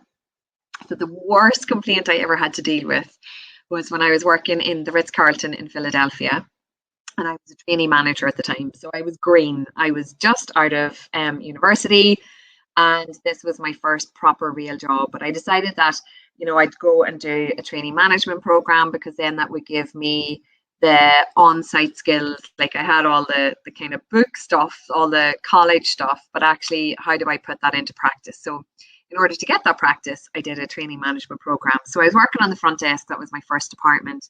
And I had to book out, it was a medical conference. So Philadelphia would be renowned for its medical conferences. There'd be a lot of medical device companies in that area. And this lady was coming to check in. Now, unfortunately, whoever had done the book outs for that particular night, they hadn't necessarily rung around and asked the guests what time they'd be arriving at. So we were sold out and we had overbooked, and most of the people arrived early enough that I was able to put them in a taxi and get them to their book out hotel. This lady didn't arrive until 1 o'clock in the morning. It just so happened that she was a keynote speaker the next day at the conference, none of which we knew. We didn't know that she was going to be arriving so late. We didn't know that she was a keynote speaker. So because we hadn't asked for that knowledge up front, then this all fell apart really quickly when she arrived. So I always remember saying, I'm really sorry. The hotel is overbooked this evening, and I have prepared another room for you in another hotel, and we're going to provide the hotel car to bring you there. And she went mental. Now, part of the challenge was that the book out hotel was in New Jersey, and if you know the States at all, it's not that far really, but it is another state. Let's call a spade a spade. So she wasn't happy, and I completely understand why this wasn't happy, but she went for me. She absolutely went for me. And I was so green. I was so new to the whole kind of actually being in the operation that I took it really, really personally, and I got really, really upset. And she was oblivious to how upset I was, and she just kept going for me. And because it was so late, it was 1 a.m, there was nobody there to kind of alleviate the situation or to help. And eventually I got her into the car because there was no rooms for her, so she had to go. But I remember being so upset afterwards, and I always vowed that I would never react to like that again. And I think, anybody who's a team member or a supervisor on today's call, if you've never dealt with a complaint before, please, please, please learn from my experience and know that if that guest is gone completely crazy and they start getting personal with you and you don't have anybody else, keep thinking to yourself, I am just the unlucky person that has got this particular guest. It's not about me. This is about her being annoyed with the situation and she's taking it out on me. But what she's saying about me personally is just her annoyance. It's not actually about me personally. Luckily, if that ever happens to any of you, there will be somebody on site who will be able to help you. So yeah, just always know that it's not about you, but if you do need help, go and ask a manager or a supervisor to help you. So I've mentioned this one before, so I'll keep going. I mentioned this. I think this phrase is the best thing ever when it comes to customer service. So if you're trying to do any sort of service recovery at all, put it back onto the guest and say, how can we rectify this for you? Sorry, if you can hear thunder in the background, it's all gone a bit mad in Cork, sorry. Lashing out of the heavens and thunder. This is a brilliant, brilliant sentence to always, always remember. So allow the guests the time. And just a quick little, it's 3:34 now, just so you know. Sorry, thanks a million, Bridget. I'll wrap up, but this is a great sentence to use. So how can we rectify this for you? And how can we ensure that you're happy with the resolution that we give you? Sorry, I'll fly through the last of this. But if you get the recovery right from a customer's point of view, you can create repeat customers. You can ensure that the hotel is reflected in a good light, and that word of mouth piece, whether it's face-to-face or on social media, works for you and for your hotel. And lastly, if the recovery is right, you don't have to deal with the negative communication after the guest leaves, because that's really tough. It's much harder to deal with a guest complaint after they leave the building than if they're face-to-face with you, because you've got more communication tools to deal with, you've got body language, etc. That makes it much easier. When you have a customer who's annoying and you have to be professional and you're screaming internally, it's such a true story. We've all been there, where we have to keep professional all the time, but know that you are not alone. If you're in that situation when a customer is absolutely annoying the life out of you. So in summary, try as much as possible to remain positive and don't take things personally. Aim for customer satisfaction and not just service, and solve problems without blame as much as possible. And I've included here just some basics that you will all know around customer service, but again, good for you just to have them to refer back to whenever you're looking through the slides after today's session. These are the 6 pillars that I mentioned from Marcus Child. Again, I put them in there because I think it's a good place for any of you to start if you're just doing a refresher on customer service. So looking at attitude, interest, action, verbal language, body language, and tone of voice. And I went a bit fast forward on those last ones. Sorry, I ran slightly over time. But thank you so much for listening today. I hope you got something of value in the last couple of hours. Thank you for your time. And with that, I will hand back over to Bridget. Katrin, thank you. Sorry, I'm looking at something here. Karen, thank you so much for coming on today. It was absolutely brilliant, and I'm sure we all learned so much on the call today. We just have a couple of questions that we might just do 2 questions just to get through, and then because I know we ran a small bit over time. I get really passionate about it. Sorry. No problem at all. It was brilliant. I think you covered everything. I don't even know if there's space for questions because you covered so much, but just if anyone does want any further training with Karen after this call, they can get in contact with us at Trainedin, so with me at Bridget@trainedin.global, or with Sorka at trainedin.ie, and we will put you straight in contact with, I suppose, Karen, and we'll set up a good training session, because I know there's so much to learn, and I know everything you said today was so worthwhile. Squeezing it all in, yeah, absolutely. Yeah. Brilliant. So the first question we have is, where would you recommend starting in order to reevaluate your customer service culture? So I think the team members. I think I'd start with team members. I don't know, sometimes we get really excited about getting lots of managers in a room, and I don't know that that's always the right approach. Yeah. So I think the team members hold the key there. So I think if I was starting to look at it from scratch or refresh it, that's where I go. Perfect. And then we have another one saying, how can we ensure consistency in customer service within our departments? I know it's really boring, but you have to start out with the SOPs. If the SOPs aren't in place, then you've nowhere to go from. So people don't know what the basics are. So I know, some people are like, oh God, SOPs. But actually, once they're in place, and you can make SOPs much more interesting. You can do things like pictures instead of big long reams of words. And So Might be more engaging towards people if they're pictures rather than just the mass amount of text. Absolutely. And it's easier to put together as well, and maybe get team members involved in the pictures. Yeah, of course, and make it more interactive, I suppose.